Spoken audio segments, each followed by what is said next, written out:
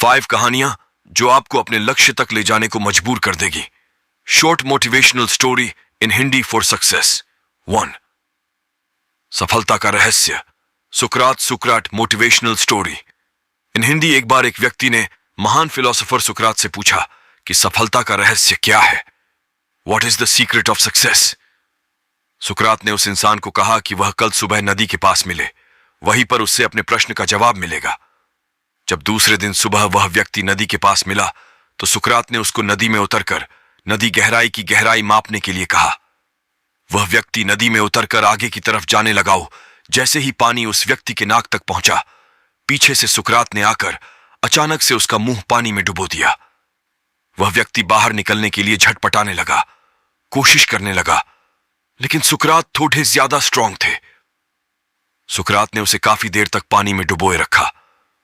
कुछ समय बाद सुकरात ने उसे छोड़ ड्यश दिया और उस व्यक्ति ने जल्दी से अपना मुंह पानी से बाहर निकालकर जल्दी जल्दी सांस ली।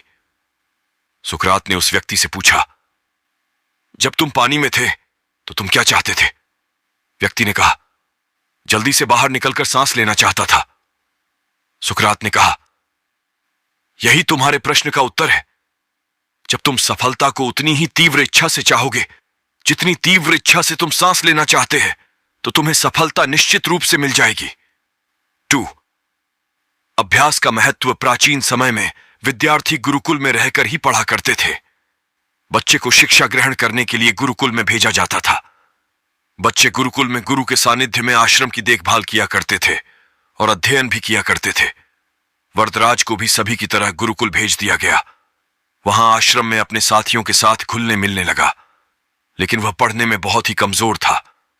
गुरुजी की कोई भी बात उसके बहुत कम समझ में आती थी। इस कारण सभी के बीच वह उपहास का कारण बनता है। उसके सारे साथी अगली कक्षा में चले गए, लेकिन वो आगे नहीं बढ़ पाया। गुरुजी जी ने भी आखिर हार मानकर उसे बोला, बेटा वरदराज, मैंने सारे प्रयास करके देख लिए हैं। अब यही उचित होगा कि तुम यहां अपना समय बर्बाद मत करो। अपने घर चले जाओ और घर वालों की काम में मदद करो। वरदराज ने भी सोचा कि शायद विद्या मेरी किस्मत में नहीं है और भारी मन से गुरुकुल से घर के लिए निकल गया। दोपहर का समय था। रास्ते में उसे प्यास लगने लगी। इधर उधर देखने पर उसने पाया कि थोड़ी दूर पर ही कुछ महिलाएं कुएं से पानी भर रही थीं। वह कुएं के पास गया। वहां पत्थरों पर रस्सी के आने जाने से निशान बने हुए थे। तो उसने महिलाओं से पूछा, ये निशान आपने कैसे बनाए? तो एक महिला ने जवाब दिया, बेटे, ये निशान हमने नहीं बनाए। ये तो पानी खींचते समय इस कोमल रस्सी के बार बार आने जाने से ठोस पत्थर पर भी ऐसे निशान बन गए हैं। वरदराज सोच में पड़ गया। उसने विचार किया कि जब एक कोमल से रस्सी के बार बार आने जाने से एक ठोस पत्थर पर गहरे निशान बन सकते हैं, तो निरंतर अभ्यास से मैं विद्या ग्रहण क्यों नहीं कर सकता? वरदराज ढेर सारे उत्साह के साथ वापस गुरुकुल आया और अथक कड़ी मेहनत की। गुरुजी ने भी खुश होकर भरपूर सहयोग किया। कुछ ही सालों बाद यही मंदबुद्धि बालक वरदराज आगे चलकर संस्कृत व्याकरण का महान विद्वान बना, जिसने लघु सिद्धांत कौमुदी, मध्य सिद्धांत कौमुदी, सार सिद्धांत कौमुदी, गीर्वाण पद मंजरी की रचना की। शिक्षा मॉरल। दोस्तों, अभ्यास की शक्ति का तो कहना ही क्या है। यह आपके हर सपने को पूरा करेगी। अभ्यास बहुत जरूरी है, चाहे वो खेल में हो या पढ़ाई में या किसी और चीज में। बिना अभ्यास के आप सफल नहीं हो सकते हो। अगर आप बिना अभ्यास के केवल किस्मत के भरोसे बैठे रहोगे तो आखिर में आपको पछतावे के सिवा और कुछ हाथ नहीं लगेगा। इसीलिए अभ्यास के साथ धैर्य, परिश्रम और लगन रखकर आप अपनी मंजिल को पाने के लिए जुट जाए। 3 अभिनव बिंद्रा। जिद और जुनून ने दिलाया।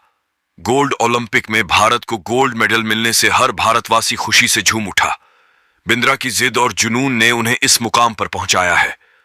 बैंकॉक में हुए वर्ल्ड शूटिंग चैंपियनशिप में बिंद्रा की टीममेट रहीं इंटरनेशनल शूटर श्वेता चौधरी ने कहा कि बिंद्रा ने जो कहा वह कर दिखाया। श्वेता मामूली अंतर से ओलंपिक टीम में जगह बनाने में नाकाम रहीं। श्वेता ने बताया कि बिंद्रा ओलंपिक गोल्ड के लिए पिछले 4 साल से अनवरत मेहनत कर रहे थे। बिंद्रा ने जो कहा वह कर दिखाया। ऐसे बदली दुनिया। श्वेता बताती हैं कि एथेंस ओलंपिक के बाद अभिनव के व्यवहार में चेंज आया। एथेंस ओलंपिक में पदक हासिल न करने के बाद ही उन्होंने निश्चय कर लिया था कि वह अगला मौका बीजिंग ओलंपिक नहीं गंवाएंगे। एक स्मरण सुनाते हुए श्वेता ने कहा कि बैंकॉक में वर्ल्ड चैंपियनशिप के दौरान जब भारतीय टीम के अन्य शूटर शाम को शहर घूमने गए थे, बिंद्रा जिम में एक्सरसाइज कर रहे थे।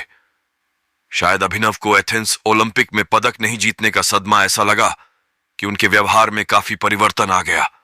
उसके बाद से वह रिजर्व रहने लगे। इसके पहले वह साथियों के बीच आकर हंसी मजाक करते थे। इसके बाद वह लगातार विदेशों में जाकर प्रैक्टिस करते रहे। अभिनव बिंद्रा, जिद और जुनून ने दिलाया गोल्ड। श्वेता ने बताया कि बिंद्रा ने स्वयं ही अपने लिए प्राइवेट कोच, पैथोलॉजिस्ट और फिजियो नियुक्त किया था। इसके बावजूद छोटी प्रतियोगिताओं में उनके मेडल न जीतने पर कई बार उनकी आलोचना भी हुई, परंतु उनको जानने वाले जानते थे कि अभिनव में वह क्षमता है जो वक्त आने पर बड़ी प्रतियोगिता में अवश्य दिखेगा। उनका टारगेट ओलंपिक ही था